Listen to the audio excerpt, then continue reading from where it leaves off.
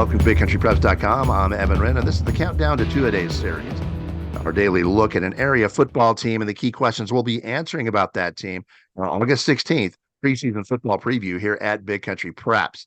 I'm with my partner, Dan Youngblood, via Zoom. And tonight, Dan, we're talking about the Goldthwaite Eagles. Yeah, this was a Goldthwaite team that struggled last year in the first year under Coach Andy Howard, went winless. But we have seen on numerous occasions teams take nice step forwards from year 1 to 2, and that's what they'll be hoping to do this year. They returned half of their 20 lettermen, including 5 starters on both sides of the football. But one key factor is they will be using call-ups from a 7-3 JV team to fill in some of the holes they have. So this is going to be an interesting year. I think it's it's not uncommon at all to see teams go through a really tough rebuilding season in the first year under a new coach, and then to see them make some positive strides in the following year. And I think that's what we can expect to see this year from Goldthwaite. I think that's what Goldthwaite will be hoping to see. So it should be an interesting year for that squad, and we'll just see what kind of progress they can make. Should be interesting. Before we jump into today's episode, we need to remind you YouTubers to please hit the subscribe button. Hit the subscribe button and then hit that little bell that'll pop up when you hit the subscribe button. That way you'll receive notifications from YouTube whenever we come up with a new podcast here at Big Country Preps. And it'll be a great way for you to follow along with the Countdown to Two-A-Days series, which will feature a new Big Country team every day, all the way up until the outset of preseason workouts, which begin on July 31st this year. That's right around the corner.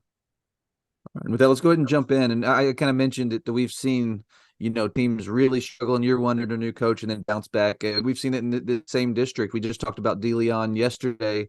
Was a team that went from 0 wins in year 1 under Coach Marwitz to 4 wins and some significant progress in year 2.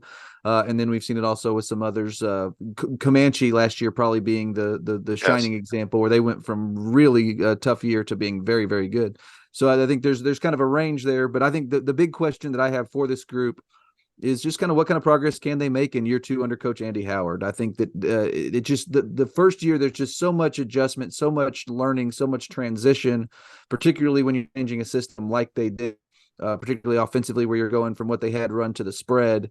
There's just a big learning curve, and sometimes that learning curve, when you face a tough schedule, can result in a lot of losses. So I think the big question for me is just how much more comfortable, how much more confident will they be coming into year 2, having had a year under Coach Howard's system. Another question to ask is how big of an X factor is this group of JV players they've got coming up? They were 7-3 last year at the JV level. And this is going to be impactful. They're going to have an impact. How big of an impact remains to be seen. Mm-hmm. But these are kids that are accustomed to winning and believe that they can win. So it's always nice to have an influx of kids like that who've got some W's under their belt, and that's going to help Goldthwaite. To what extent remains to be seen. But that's one of the key questions facing the Eagles this year. I always think those situations are interesting because the opportunities are there. These kids are going to have an opportunity to step into some key roles and become impact players right away. And I always think that's kind of a fun deal. One other question before we move on is I think at the quarterback position, where Bryce Brookings got some key playing time last year and is going to be expected to play a much bigger role this year. I think that he's a kid that had some success last year. He was a guy that showed some flashes. And when you are jumping into a new system, particularly a spread system, which asks a lot of its quarterback, that's an important position. So I'm interested to see entering his senior year, just what kind of progress he'll make in terms of both production and leadership, because they're going to need that if they're going to make a step forward. And with that, let's take a look at Goldthwaite's schedule for 2023. We'll take a look at the non-district portion first. Some real challenges there at Crawford to begin things on August 25th. It doesn't get much tougher than that. Home date with an always tough Santo team. Home date against Rosebud Lot. That's going to be on September the 8th. And a road date at Granger on September 15th before Goldthwaite jumps feet first into district. And they start off tough, don't they?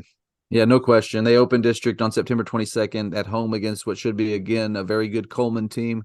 Then they go to De Leon, a team that's expected to be improved this year, on September 29th. They host Bangs, and what will likely be kind of a must-win game if the Goldthwaite wants to make the playoffs this year, on October 6th.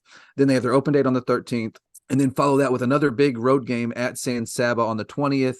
They host Toller on the 27th, and they finish up district play at Hamilton. Just looking at the schedule, I think you look at Coleman and Toller as the favorites based on kind of what they bring back and what they've done the last couple of years. But there's some big games on there when you think about that. DeLeon, Bangs, San Saba, Hamilton, all of those are going to be big games if Goldthwaite wants to get back into that playoff picture.